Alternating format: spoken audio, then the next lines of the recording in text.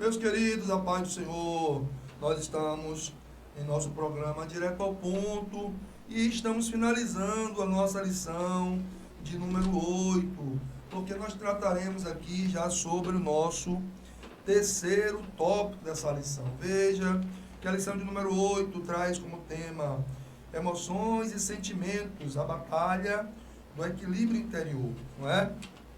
Já tratamos sobre o primeiro tópico, né, que tem o tema o homem, o ser efetivo.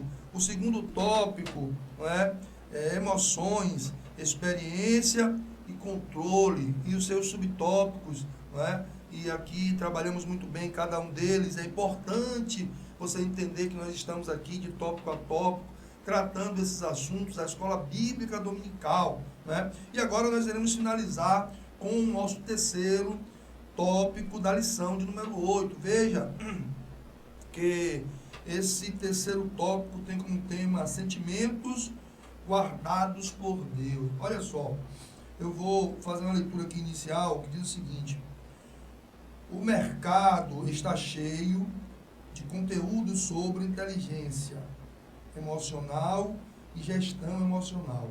São diversas as técnicas com as quais se promete o reconhecimento, a compreensão e o controle, não somente das próprias emoções, mas também das dos outros. Veja só que situação, né? Pessoas aí prometendo esse controle não apenas de si mesmo, como também do outro, como se ele fosse o dono das emoções, né?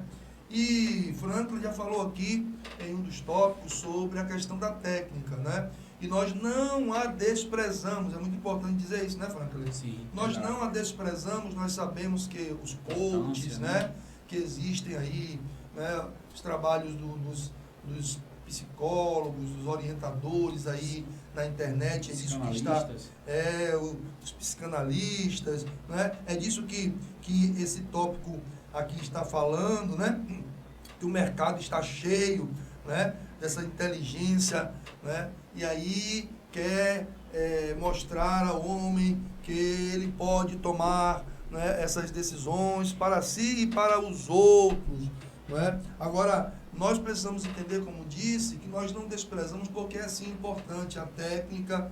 Ela é importante, você aprende, você lê, você exercita e de fato, né, te ajuda a crescer, mas nós não podemos ficar só na técnica, nós não podemos ficar só nos coaches, nós não podemos ficar só em orientações de profissionais da psicologia, da psiquiatria e por aí vai, né, Franklin? Nós precisamos entender que o maior das orientações que nós precisamos ter é a palavra. Às vezes, Franklin, pessoas dentro da igreja não querem ouvir orientações bíblicas, não querem conversar com homens, mulheres de Deus, procuram lá, né, sem antes primeiro ter esse primeiro contato, né, com o seu líder, com o seu pastor, e aí sim, né, o seu pastor, o seu líder, aquela pessoa que você tem como exemplo, dizer, rapaz, a coisa está grave, né? Vamos orar, mas também vamos tratar, né? Porque existem sim questões que precisam de remédio, existem outras que não precisam, mas hoje, porque o acúmulo desse conhecimento, Franklin, está tão grande, que quando você vai a um psicólogo, é quase improvável que ele não te passe um remédio para você tomar, né? Até porque existe todo esse jogo aí da importância do uso, né, desses medicamentos e tal.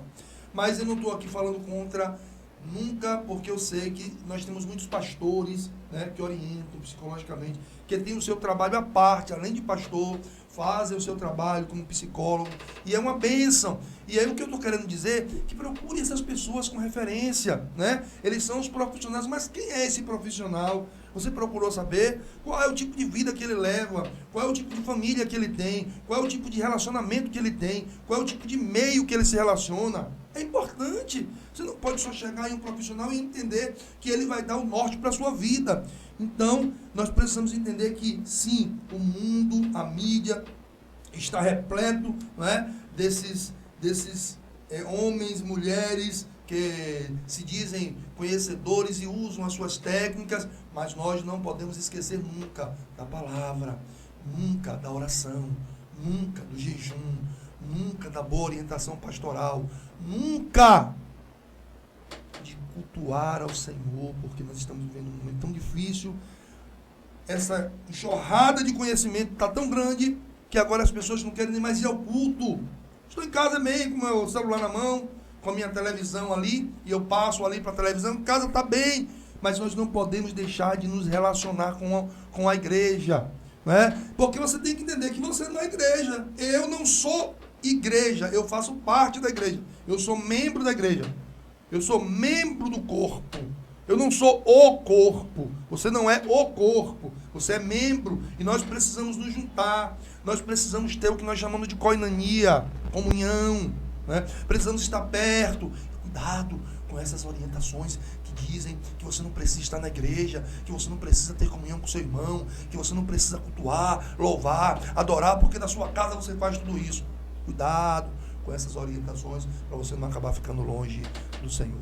É interessante que quando o Brito falava, eu lembrei de um testemunho, não um testemunho, de uma jovem senhora que perdeu o seu esposo, ele faleceu, e aí ela ficou em um estado abalado emocionalmente, e aí ela não pediu uma orientação eclesiástica, uma orientação pastoral, ela já foi procurar um profissional, né? Aproveitou que tinha um plano de saúde e foi procurar um profissional da área da psicologia. E aí o psicólogo, conversando com ela, o psicólogo tem sua religião, o psicólogo tem seus meios, e aí ele orientou para ela o seguinte: não, você não pode ficar sozinha, você tem que se relacionar para tirar esses pensamentos, para esquecer e tal, e orientou ela a fazer coisas, né, que iam de encontro à palavra de Deus, porque para ele, para um psicólogo mundano, ímpio, é comum, sim, é normal, tá entendendo? É normal a pessoa se relacionar com quem bem quiser, quantas vezes bem quiser, com quem quiser, não, mas na igreja não é assim, né? A orientação bíblica não é assim. A orientação bíblica é o quê? É esperar no Senhor, né? É orar, é buscar em Deus, esperar em Deus, né? É ter paciência e tal. E aí ela se precipitou, ela foi fazer a orientação que esse psicólogo orientou a ela, e hoje ela está sofrendo muito, né? Casou com alguém, se relacionou com alguém antes do casamento, e aí hoje está pagando um alto preço por causa disso daí. Mas caminhando aqui para o segundo subtópico, né? Obediência, humildade e oração.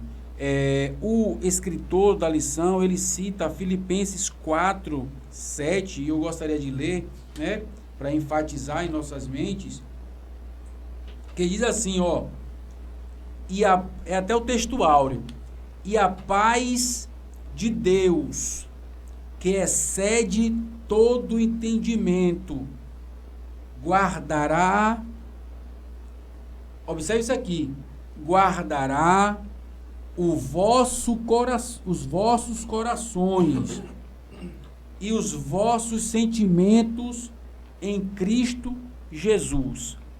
Nós temos o costume de usar a expressão assim: nosso coração está cheio da paz de Deus. E quando na verdade não é o coração que guarda essa paz. O meu coração está guardando a paz que Deus colocou. Não é o nosso coração que guarda essa paz. Mas o texto diz o seguinte, que é a paz de Deus que guarda o nosso coração. Quando eu fui buscar isso aqui no original, queridos, tem um sentido essa palavra de um guarda que está em um campo de batalha. O guarda no campo de batalha, ele tem uma missão. A missão de vigiar, a missão de cuidar, a missão de proteger. Observe que um sentinela, naquela época, ele ficava em uma torre de vigia, olhando quando o inimigo se aproximava de longe, olhando quando o inimigo estava se aproximando, para avisar, para alertar, para guardar, para proteger, para confrontar o inimigo se fosse necessário. E o que está dizendo aqui o texto é que é a paz de Deus que guarda os nossos corações. A paz de Deus está como um vigilante, como um sentinela de plantão, guardando os nossos corações. Paulo se refere ao processo sobrenatural de guarda de nossos corações e sentimentos que ocorre através da paz de Deus, que excede todo entendimento. E eu termino aqui. Mas isso somente acontece quando vivemos em abnegação, obediência e humildade no modelo de Cristo. Então, se nós permanecermos humildes, obedientes, sujeitos à palavra de Deus, ao nosso Deus que é Cristo, nós iremos experimentar. Não é uma autopaz, não é uma paz que nós criamos, não é uma paz que nós ali arquitetamos e dizemos que estamos em paz. Não, não é essa paz. É uma paz que excede todo o nosso entendimento. Então a Bíblia está dizendo que o meu coração e o seu coração está guardado pela paz de Cristo. Que Deus te abençoe. Aleluia. Queridos, maravilha. Nossa aula de número 8, uma bênção. Estamos finalizando aqui o terceiro tópico dessa lição, muito importante. Foi uma bênção. Franklin, muito bom que a gente continue nessa direção, né? Não só com técnicas, mas também deixando o Espírito de Deus nos direcionar, né? Porque eu tenho certeza que muitos estão ouvindo a voz de Deus, estão aprendendo sim, mas também estão ouvindo a voz de Deus e aprendendo a tomar direcionamentos para as suas próprias vidas. Queridos, Deus abençoe a sua vida, Deus abençoe a sua família. Deus abençoe.